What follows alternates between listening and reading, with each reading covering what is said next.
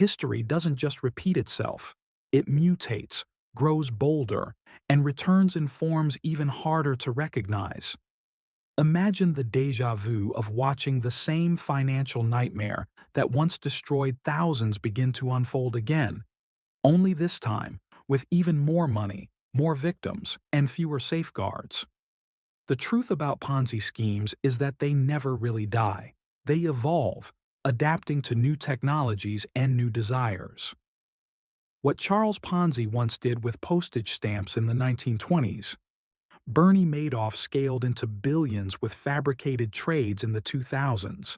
Now, the digital age has opened doors to new variations: crypto tokens, offshore funds, decentralized finance platforms, all dressed in innovation but echoing the same rotten core.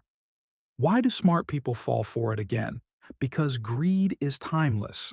Fear is timeless. And so is the need to believe in stability when chaos surrounds us.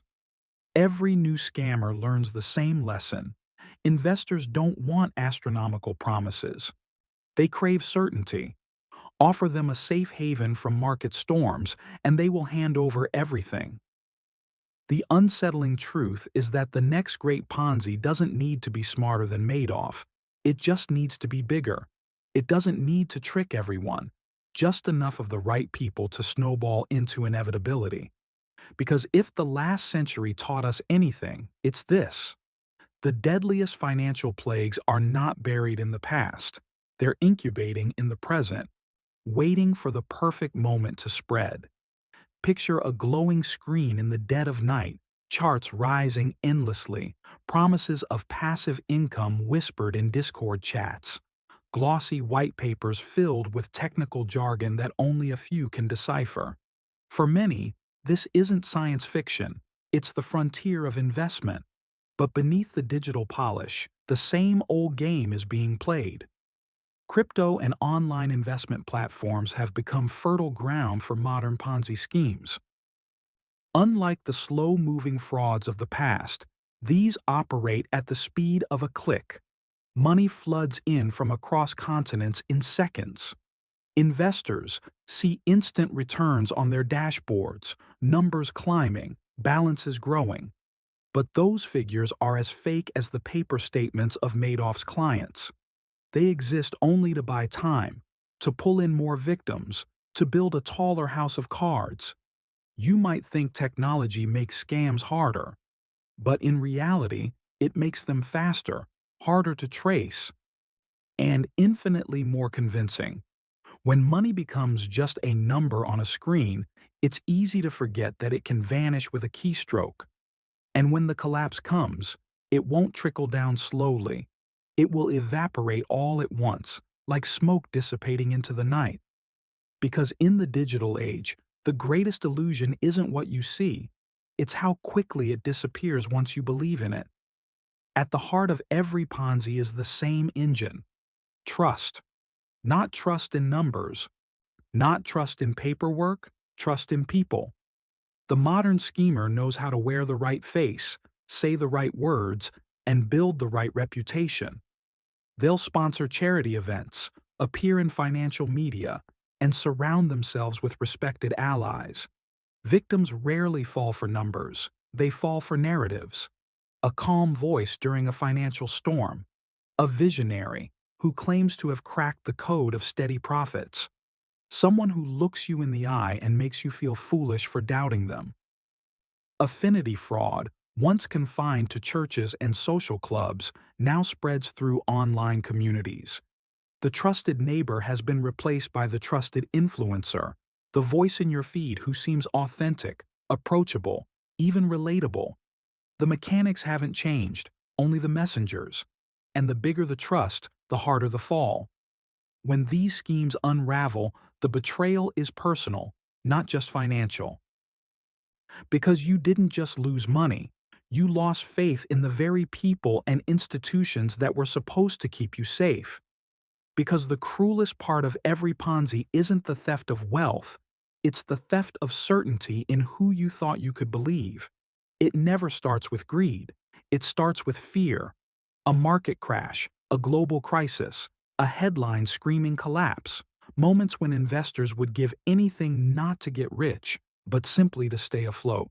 That's when the predators strike. The modern Ponzi doesn't need to dazzle with outrageous gains. Instead, it whispers reassurance. Your money is safe here. 10% a year. No more, no less. In a world where everyone else is bleeding losses, that steady return feels like a life raft. And when people are drowning, they don't question the boat. They just climb in.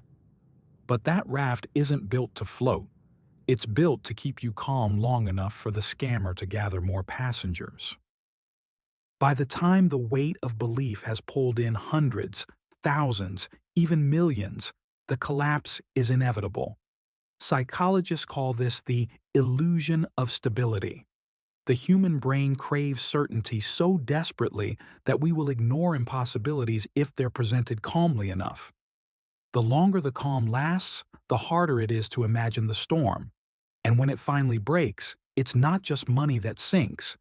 It's the belief that safety ever truly existed. Because in finance, the greatest danger isn't the risk you see, it's the comfort you stop questioning. It doesn't begin with an ad. It begins with a whisper, a private invitation, a deal you didn't find. They let you in on it. Suddenly, you feel chosen, singled out, elevated above the ordinary investor. Exclusivity is one of the most powerful psychological hooks in the scammer's playbook. They don't beg you to join. They make you beg to stay. Minimum deposits rise, seats fill quickly, and not everyone qualifies. They'll even turn people away just to amplify the illusion of rarity. And when you're finally accepted, the trap has already closed. Investors love to think they're savvy, but no one is immune to the seduction of being special. That ego-driven hunger to belong to an elite circle blinds even the most cautious. Because if something is too available, we suspect it's worthless. But if it's scarce, we can't resist. And yet, what's really scarce is not opportunity, it's time. By the moment you realize you weren't invited into a secret, but into a scam, the door is already locked behind you. Because the cruelest trick isn't keeping you out, it's convincing you that being let in was the prize. You're told you can leave any time, withdraw at will, test the waters with small amounts before diving deeper. At first, it works flawlessly. Money in, money out. A system so smooth it feels bulletproof. That freedom becomes your security blanket, the belief that you can pull the plug whenever you want. But that's the design. The illusion of control keeps you from acting until it's too late. Early withdrawals are honored to build confidence. Those who take profits become walking advertisements, bragging to friends that they've found the golden key. And so the cycle spins, pulling in more victims under the guise of freedom. The truth is chilling. The exit door was never really open. It was just propped slightly ajar, long enough to lure you further inside, and when the time comes to run, you'll find it bolted shut. Because the deadliest prison is the one where the prisoners believe they hold the keys, stacks of polished reports, graphs with perfectly smooth upward lines, a login dashboard that updates with clockwork precision, showing your wealth growing steadily month after month. Everything looks professional, precise, and untouchable. But this is the most deceptive trick of all, proof that isn't proof. Scammers understand that most investors don't question authenticity, they question appearance. And if the appearance is flawless, the doubt evaporates. Madoff's statements were immaculate, printed on high-quality paper with returns so boringly consistent they look safe. Today's scammers replicate the same illusion with digital dashboards, glowing with fake profits in real time. You might think you'd catch the lie by double-checking, but very few investors ever do. Confirmation bias takes over. You want the numbers to be true, so you accept them as truth. Those documents aren't evidence of wealth. They're stage props in the longest-running theater of finance. And by the time you discover they're fake, The performance is over, the curtain has dropped, and the actors have vanished with everything you owned. Because in the world of fraud, the most dangerous ink isn't in contracts, it's in the lies printed to look like reality. Picture a crowded gala, the air buzzing with champagne laughter and confidence. You overhear respected CEOs, politicians, and lifelong philanthropists discussing the same opportunity, the one you've been invited to. If they trust it, how could it be a scam? This is the herd effect, one of the most powerful forces in human psychology. Smart investors pride themselves on independent thinking, yet when surrounded by peers, the pressure to conform is overwhelming. Nobody wants to be the fool who questions what everyone else accepts. Scammers weaponize this instinct with surgical precision. They target community leaders first, the voices others trust.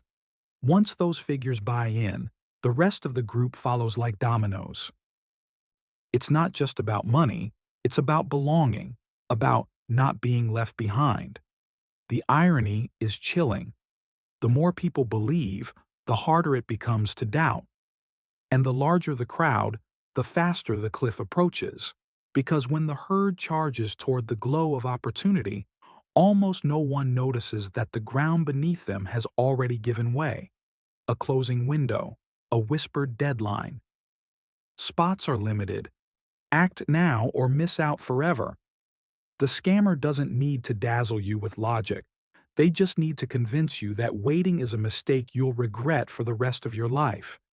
This is FOMO, the fear of missing out, and it is one of the sharpest tools in financial deception. Scarcity makes people act irrationally.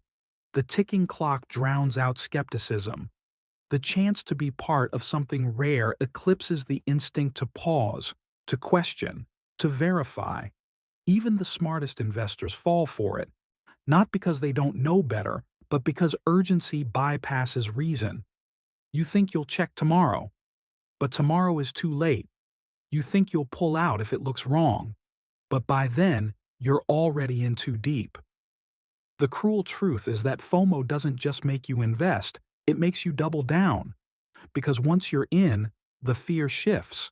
You stop fearing missing out on opportunity and start fearing missing out on the illusion of success you've already bought into. Because in the end, the clock was never ticking down on opportunity, it was ticking down on your wealth. The final trap is the most devastating, the belief that you can't be fooled, that scams are for the gullible, the desperate, the inexperienced, but not for you. That very conviction is the opening scammers wait for. They don't approach you as a mark. They approach you as an equal, a peer, even a partner. They make you feel intelligent for seeing what others miss. They flatter your judgment, reward your loyalty, and stroke your ego until you believe you're not just an investor, you're part of something brilliant. But pride blinds sharper than greed. It silences doubt, muffles questions, and convinces you to ignore the unease clawing at the edges of your mind.